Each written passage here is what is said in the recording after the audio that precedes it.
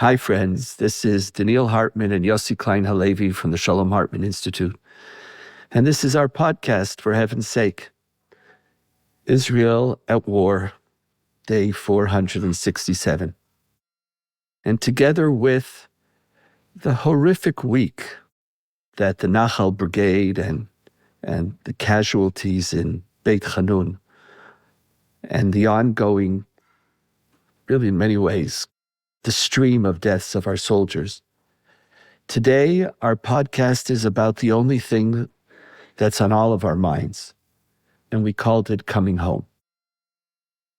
This evening, if all goes according to plan, Egypt, the United States, and Qatar are going to announce the deal for our hostages. And if all goes well, by Sunday, the first hostages could be coming home. And Israel has a very popular comedy show, satire show, similar to Saturday Night Live. It runs differently, but in prominence. And its advertisement for this evening had the whole crew, all 8 or 10 of them, standing in front of the camera with their phones in their hands, looking at the phone and saying, "Did they announce the deal yet? Did they announce the deal yet? Is it signed?" In many ways, that's where this whole country is. We are all looking at our phones, looking at our computers, looking at the television, just waiting. We're in this moment of animated suspension. Is the deal signed? And the operation to bring the hostages home was given the operational name in Hebrew, derech eretz, a name that many of you know. And for those of you who don't, derech eretz is a term that has multiple meanings. Literally, derech eretz means the path to the land. So literally, it's the path home, the path to the land of the hostages. But derech eretz in our tradition means something far more powerful and critical. Derech eretz is the term for common decency. And in our tradition, we learn that derech eretz, common decency, has to come before the law. If you're just observing all of the 613 commandments, but you're not a mensch, you're not decent, there isn't a common decency, there's something wrong with your Torah and your Judaism. And derech eretz has to come first. And by calling this is both their path home, bringing them back to the land, but they're also declaring that bringing our hostages home is not a strategic necessity, even though it has strategic significance. It's just common decency. It's a country realizing that we owe our families and our hostages to bring them home, in many ways, regardless of the costs. And the deal, which is now on the table, is the same deal that was on the table last May, 9 months ago. A deal in 3 stages, but we're not going to go into the details. You'll all read about them. At the first stage, 31 are going to come home, and then after 16 days, we're going to negotiate stage 2. And hopefully in these 3 stages, all the living and all those who have already died will finally come home.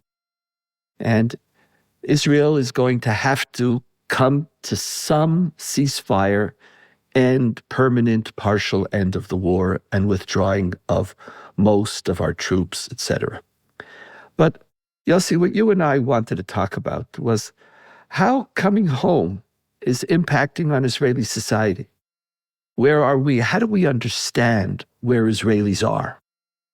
We know that a majority of people want the deal, but there's something much deeper going on, and we want to unpack that. And so I'm going to start with you.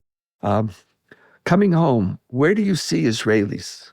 How do you understand our society? Calling this derech eretz, common decency. Where are you? What do you see?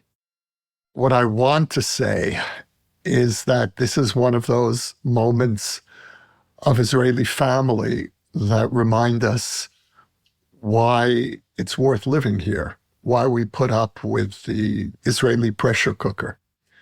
And on one level, that's true. I think so many of us, you said that a majority of Israelis support the deal. The numbers are over 80%. And last night, I couldn't sleep. I was just lying in bed thinking about, is it going to happen? Will it happen? And I finally just gave up on sleep and followed the non-existent news because, of course, we weren't being told anything last night. So on one level, a strong majority of Israelis are having one of those Israeli family moments. But it's more complicated. Like everything else about this war, we know that 20% that oppose the deal, many of them are actively opposing it. I don't ever remember seeing demonstrations against a hostage deal. Last night we had, it's true it was only hundreds, but nevertheless, there were hundreds of right-wing demonstrators who blocked traffic at the entrance to Jerusalem, including members of Knesset, members of this government.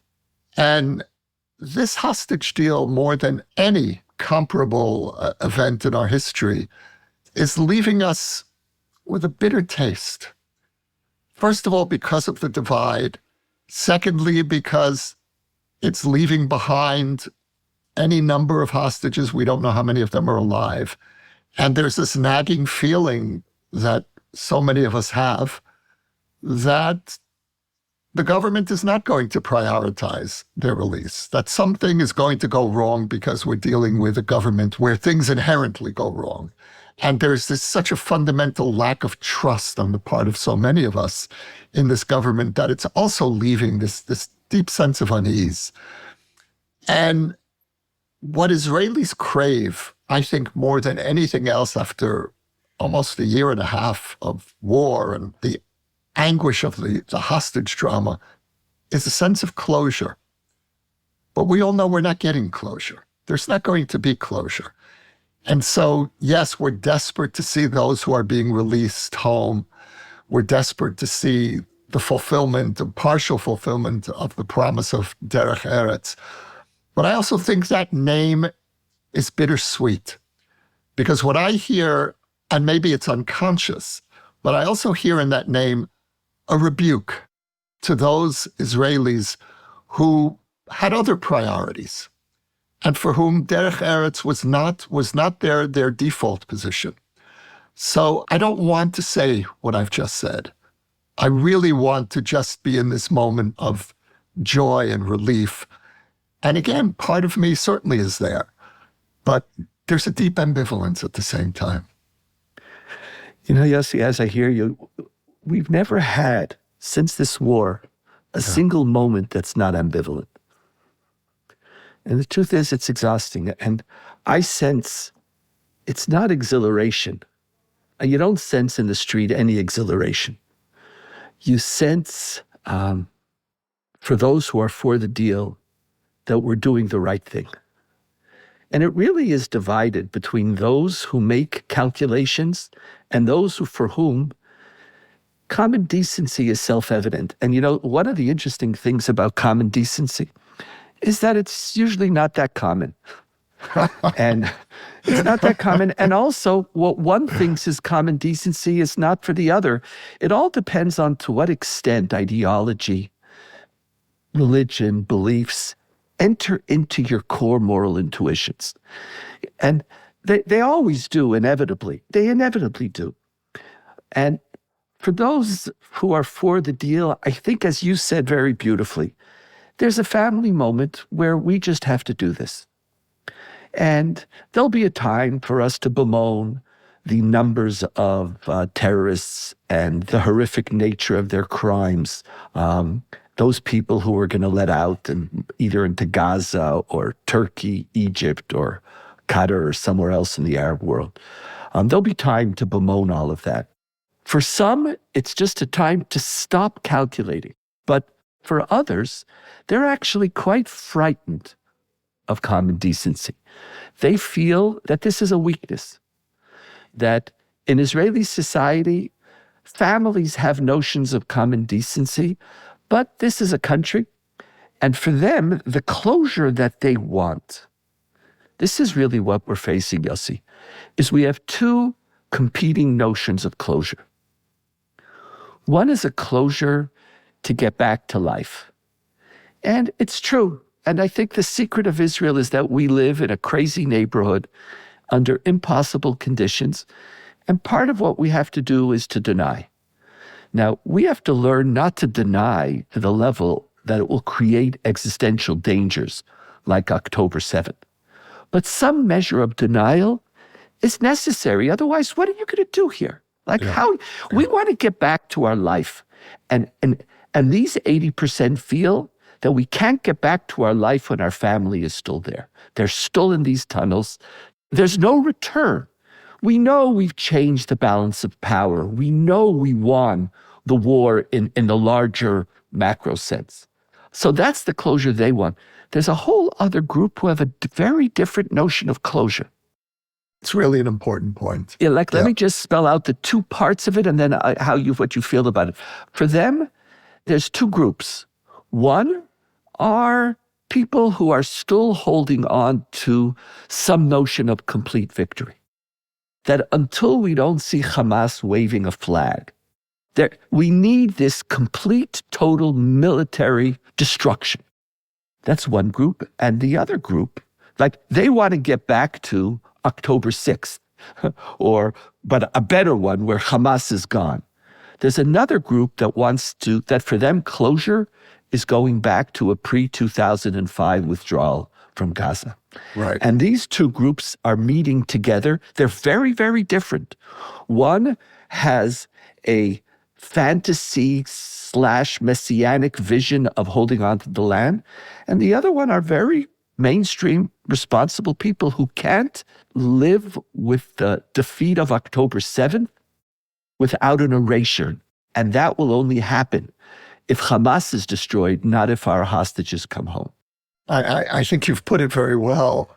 And listening to you, I realize that part of the closure, the elusive closure that I crave, is the reassurance that we're still a decent society that functions as a family. And when I see people blocking the streets to protest the homecoming of Israelis who've sat in these tunnels for almost a year and a half, the thing that strikes me the most is the shamelessness of these people. And, I can understand their position. And I do. And as you know, Donniel, that was my position in the first months of the war. I felt we hadn't yet restored our deterrence and we couldn't stop fighting until our deterrence was reasonably restored. And I think one of the reasons that such a strong majority of Israelis now support the deal is because we do realize that we've come a long way toward restoring the credibility of our deterrence. But how do you stand up in a society that's so desperate to get its people back and protest in the most vulgar way, or the shamelessness of Ben Gvir, the far-right minister in charge of the police, who proudly said in a press conference that he is responsible for stopping the same deal that could have been achieved 6 months ago. Now, this has driven Israelis crazy, because what does that mean? It means that we actually could have had them home 6 months ago, that the same terms were on the table, but Netanyahu gave in to political pressure. So this is part of the bitterness that I worry about in terms of the impact, the long-term impact on the Israeli psyche. And when I talk about closure, in the past, we'd get our hostages back and there was a certain sense of relief and an expression of solidarity. We all came together. We made this tremendous sacrifice. And whether it was justified or not, in the case of Gilad Shalit, the lone soldier for whom we exchanged 1,200 Hamas terrorists, including Yahya Sinwar. And I think most Israelis today would acknowledge that that was deeply problematic. But this is not that for most of us. And yet there's this feeling, we've lost something in our familial capacity. And that's part of what we've lost on October 7th and the aftermath. And this is not going to help us regain that. You know, it's interesting. Here, maybe our personalities again are coming forth. I have no bitterness in my heart right now. And I'm not shocked by the people who are demonstrating. I disagree with them, but I'm not shocked. And maybe, part of a notion of family is also recognizing that people are going to be very different within your family. And I have no love for Ben Gvir or Smotrich. It's not like our opinions are very similar, but I'm not shocked by it. And, and if I put it into some ideological terms, all nationalisms, but even all groups in different ways, larger groups, societies, or especially people on the more ultranationalist spectrum, the greatest danger to ultranationalism, do you know what it is, Yossi? Family loyalties. You want to break family loyalties. The loyalty to the collective has to be overall, has to be more important than anything else. And a willingness to sacrifice, a willingness to die, a willingness to give to the well-being of the total, and where the individual finds their personal fulfillment in the well-being of the total. And the family loyalty unit very often is very dangerous. So you're and I are talking about the family. Don't give in to the weakness of the family. Don't give in to the weakness of those feelings. You're supposed to be willing to keep on fighting and to sacrifice for this larger end. And so I understand exactly why they see this deal as dangerous.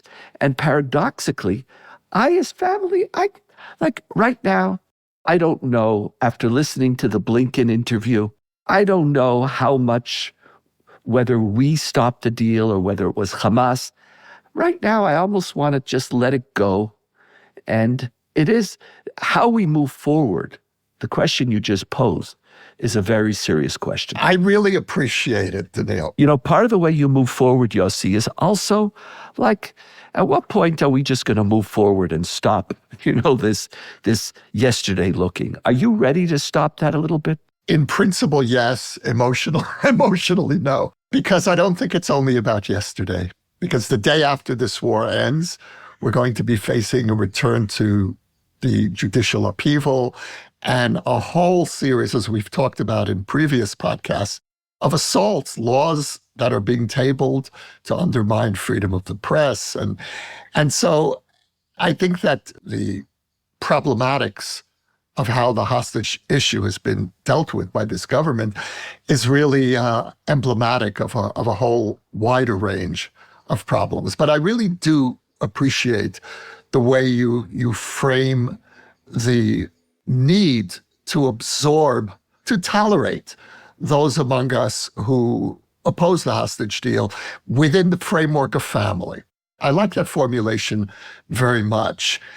And, one of the really subversive elements of a nation as family, and here I mean subversive against the xenophobic right, is that if you take family seriously, you're forced to expand your parameters to include people who really, whose ideas are abhorrent to you. And so, for example, the far right always speaks about national solidarity and the Jewish family. But if you're going to really take that seriously, half your people, and here I'm speaking about the Jewish people around the world, at least half the Jewish people are liberal. and so you, as a hardline nationalist, have to include liberals, universalists in your tribal framework, because that's the meaning of family that you yourself have defined. So here, what you're really doing is turning the tables and saying, well, those of us who believe in, let's call it a liberal nationalism, are bound by the constraints of family. And that means being forced to tolerate what's so instinctively obnoxious to us.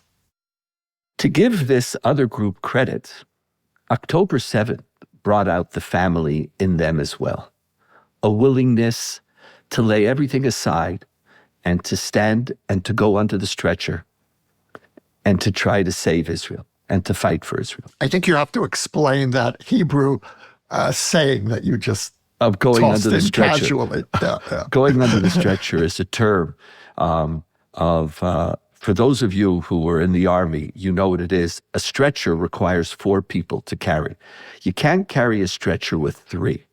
And the truth is, you can't even carry it with 4 because the weight is so heavy as you're running that you need at minimum 8, if not 12, to constantly rotate all 4 before anybody becomes completely exhausted, unless it's for 100 yards.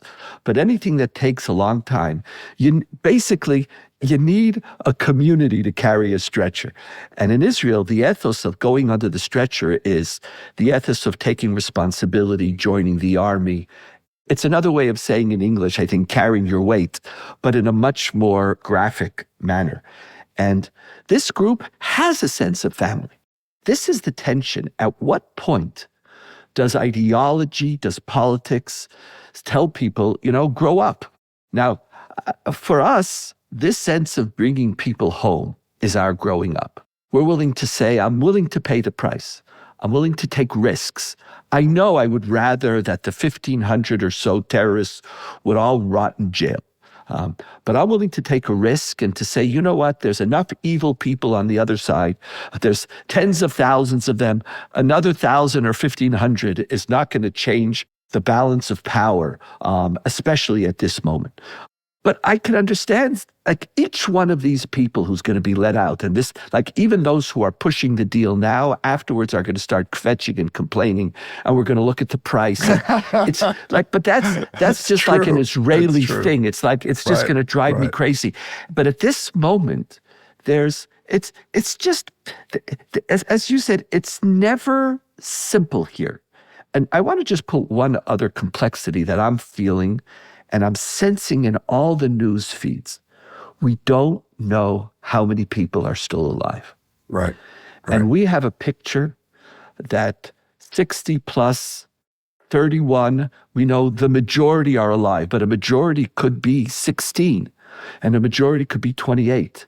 But what happens if it's 20 who are alive right now? And what happens if in the second stage, when the soldiers and the men between the age of, 50 and 70 are let out, how many of them are alive? So we're on hold waiting for a deal, but Yossi, we're also on hold waiting to know, what is it that we're even going to get? That's very, very tough. I think what's also on the minds of most Israelis today are the Bibas children. Are they alive? What condition are they in? And what condition are the young women in? And you can't bear to think what they might have endured. And so these are the issues that I think are gnawing at us, and we won't have closure on that till we actually see them home. And even when we see them home, Yossi, we're not going to have closure, because our rage, our anger, and at some point, we're going to have to, just like we don't forgive, but there's a sense whereby you just have to go on. I believe this is going to rip so deep into Israeli society, precisely because of the model of family that you mentioned. The rage against Hamas, yeah. And then maybe rage again. Well, whenever there's rage, you look for someone to blame, because you feel better when there's somebody who's responsible. Hamas is easy, whether it's the government or not, but it's precisely because of the family that's moving us to want to bring them home. But it's that intense family which is also going to be mourning. I'm reading articles. What's going to happen to families who are going to discover right now that their loved ones aren't coming back alive? The emotional roller coaster that we are about to undergo here in this country is, I believe, going to be some of the most difficult moments since the beginning of the war. And then on the side, you're going to have those, the prophets who are telling you, I told you so, I told you so, you shouldn't have made the deal. And I'm a little worried right now. I'm a little worried for how, as a people, we're going to manage this really difficult time in the weeks ahead. Last words, Yossi, any thoughts?